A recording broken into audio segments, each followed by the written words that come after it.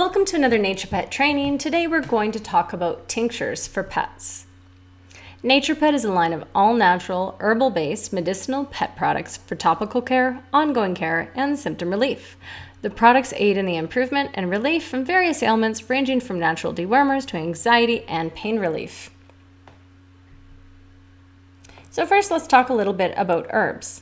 So the thing to know about herbs is they don't just deal with the symptoms. They actually encourage the pet's body to do what it's designed to do by stimulating and supporting normal function of body systems. In fact, over 25,000 pharmaceutical medications available today are based on a single active ingredient derived from a plant source. Proponents of herbal medicine believe that an active ingredient can lose its impact or become less safe if used in isolation from the rest of the plant. In other words, according to herbal medicine practitioners, the effect of the whole plant is greater than its parts. For instance, salicylic acid is found in the plant meadowsweet, and it's used to make aspirin. Aspirin can cause the lining of the stomach to bleed, but meadowsweet naturally contains other compounds that protect the stomach lining. Now, it is something to note that there can be potential drug interactions. As we've said, many medicines today have actually been derived from herbs, and herbs are actually very powerful. So it is always important to encourage people that if their pets are on any form of medication, they should always see their vet before taking a new medication, whether it be herbal or any other medication. So they can simply bring the product to their vet, have them look it over to make sure that there's nothing that would interact. So we get asked why alcohol is used in our tinctures. So alcohol is proven to be the best solvent. There are other tinctures on the market that use just water or glycerin, but alcohol actually will break down the cell wall of the plant material, releasing the active ingredients much more effectively than water or glycerin. It's also an amazing carrier and preservative for the active ingredients in herbal products. Because it breaks down the cell wall so effectively, we can use a lower temperature, and that helps to maintain the integrity of the herb's active ingredients. It also acts as a natural preservative, so we don't have to use any of those nasty preservatives to achieve a long shelf life.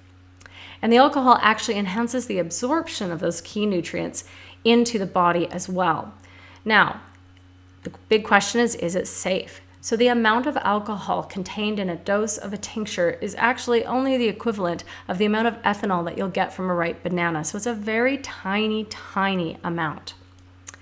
Now, having said that, there's still some people who are uncomfortable with any amount, even if it is like 1/10 of a drop.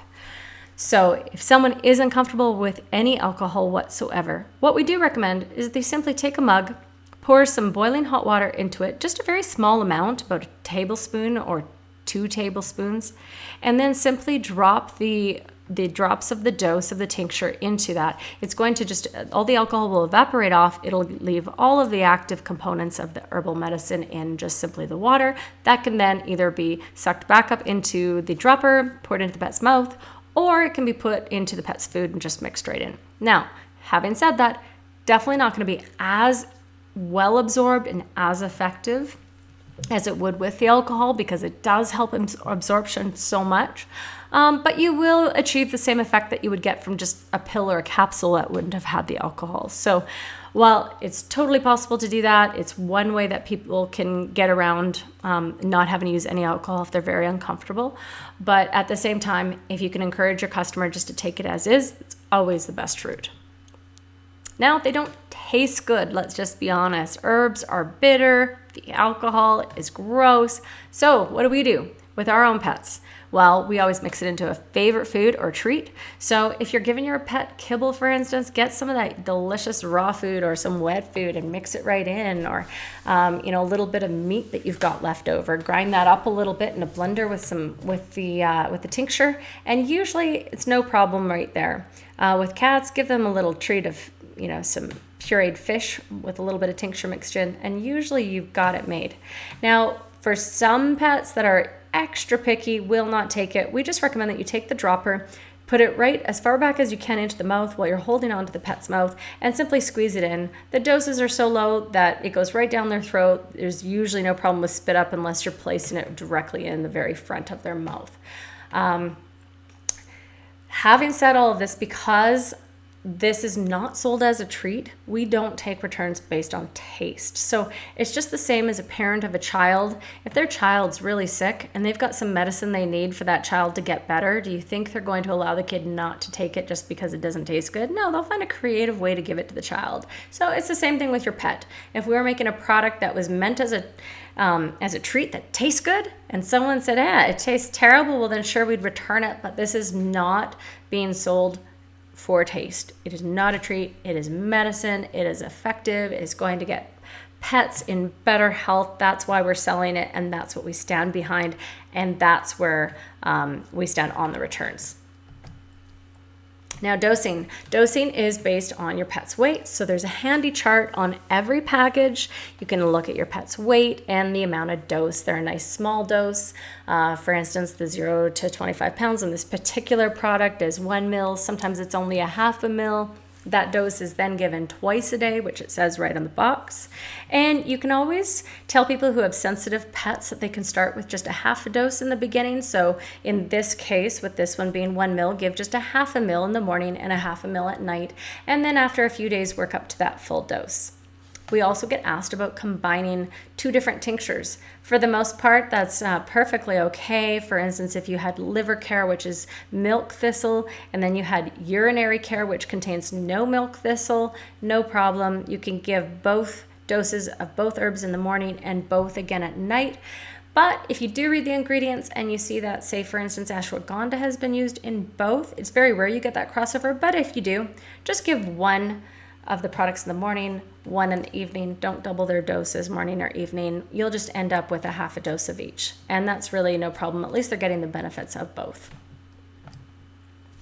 A little bit about our process. So we use the whole herb. That doesn't mean that we're always using the flower plus the seed plus the stem and the leaves and the root. What it does mean is that we're not extracting active ingredients from it. We're using the entire thing. So if we're using the flowers, it's the whole flower. We're not extracting out of it.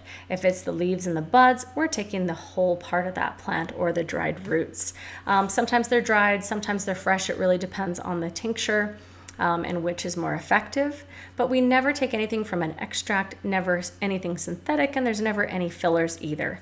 Everything goes off-site for third-party testing before we are allowed to sell our product. So we make sure that they're pure, they're free of chemicals, extracts, pesticides, heavy metals, synthetics, molds, anything else that's nasty. And why would you choose a tincture over a pill? If you're able to get a pill that has herbs in it, why would you take a tincture? Well, they're much more bioavailable. You need a lot less to do the same amount of work in the body because they're absorbed better and more effectively in the body. You also get a higher concentration of herbs in a smaller amount. They're fast acting. So I'll give an example from my own life, even though we are talking about pet tinctures. Same thing goes for adults and anyone using a tincture. So I like to use ashwagandha. Now, if I take that ashwagandha within 5 to 10 minutes of a tincture, I'm actually beginning to feel that. I've taken a tablet of it, not felt the same effect. Now, I will say that herbs do take up to 2 weeks to feel the full effects. So again, back to the ashwagandha tincture, after 2 weeks, I'm really going to be feeling that calmness, my ability to deal and cope with stress in my life. And I'm all around going to just be a person better equipped to deal with my stress. Whereas in terms of like that first day, I actually will feel some relief. It just won't be as much of the relief that I'll feel in 2 weeks' time. Tinctures have a much longer shelf life as well. They're very easy to dose, so if you want to start with a half dose in the beginning, it's much easier than having to chop down a pill. And it's very easy to administer, whether you're squeezing that into the pet's mouth or whether you're mixing it in with the food. You never have to worry about a pet spitting out a pill. And what do our colors mean? So there are 3 lines. There's a topical care line. Those are all in green products. You know that they're always used for some sort of topical relief, whether it be the Skin Aid spray for cuts. The paw and skin is a nice cream that can be used on their paws or on hot spots. The eardrops, obviously used in the ears. Anything green is in our topical care line, and it's not to be ingested. The symptom relief line, on the other hand, it can be used for anything where the pet is experiencing a symptom and you need to go take care of that condition right now, and it's likely to resolve itself within the first month and the first bottle of product. So that could be something like urinary care, for example. Usually a pet will go through a urinary tract infection or have different urinary issues, maybe some stones at some point, but it's not usually an ongoing problem. So you just want to use something to get rid of those symptoms. And then we have the ongoing care line. And the ongoing care is something that you want to take on an ongoing basis just to ensure the health of your pet. So it's a little bit more preemptive care. So for instance, using Intesticare to make sure you're maintaining the intestinal tract, making sure it's an area that parasites aren't going to want to live. Using something like vision care as your pet reaches middle age to make sure that as they age, they're not going to have any vision problems. So that's something that you're using sort of preventatively, keep them in good health. A note to be said for the symptom relief products, many of them can be used, actually all of them can be used at a longer term, but most of the time they are used just to treat a symptom. So we like to categorize this so that it's very easy for everyone to look at the products and easily identify the type of thing their pet is going through and the type of product that they would use for it. So we're very open to questions, any type of feedback that you have. You can always email orders@naturepet.com, or you can give us a call at 1-800-667-2535. Thanks for joining today.